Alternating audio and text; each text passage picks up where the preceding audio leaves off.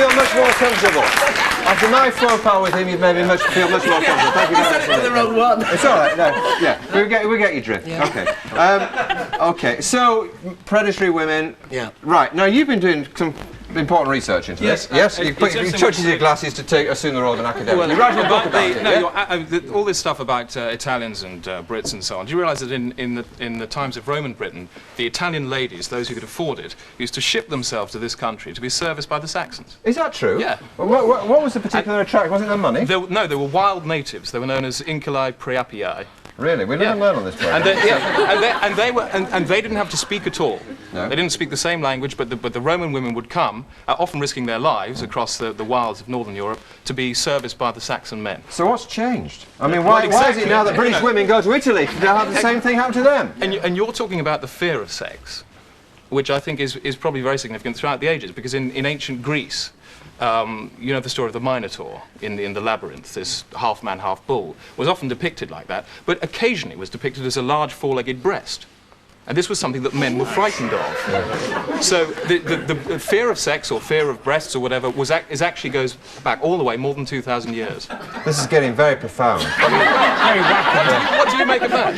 I don't know. Does that fit in with your theory about fear? I suppose it does. That's what it's one explanation. And it's to do with brains as well, because Athene was the goddess of wisdom, and she was supposed to be so wise because she had a second brain in her breast. Yeah. So that there was a sense that she was Lost the plot. Nina's lost the plot.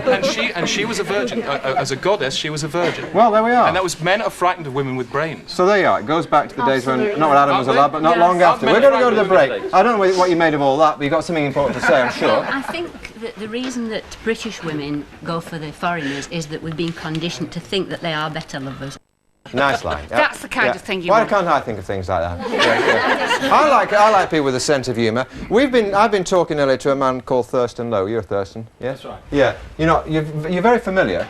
Well, I've got a sort of. You're going to blow my cover. Now, this is to do with my book, You tell me you're called Thurston Lowe. Are you really called Thurston Lowe? Well, no, I'm not. I'm actually called Peter Davis, but I'm right now. This is to do with a book that I'm bringing out next year.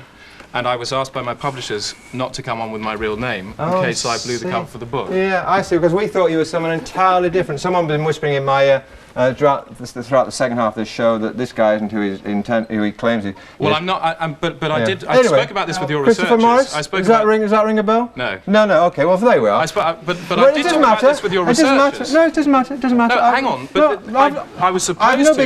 Listen, this is a disgrace. It's not, I'm not ashamed. What's the disgrace? It's a disgrace that you've actually come out and said, because I'm not meant to be on this programme ahead of the year of publication of my book. Okay, well, it's perfectly explainable. Is this what you do on these No, cheap shows? No, come on, my friend. You walk around with your come on, my friend. Tap people on the shoulder. Listen. You have made a very lively and amusing contribution to the show. I'm very grateful. And you've Thank you changed very the colour much of your indeed. hair. Why is it not white anymore? I have not. Thank you very much indeed. Right, Sid.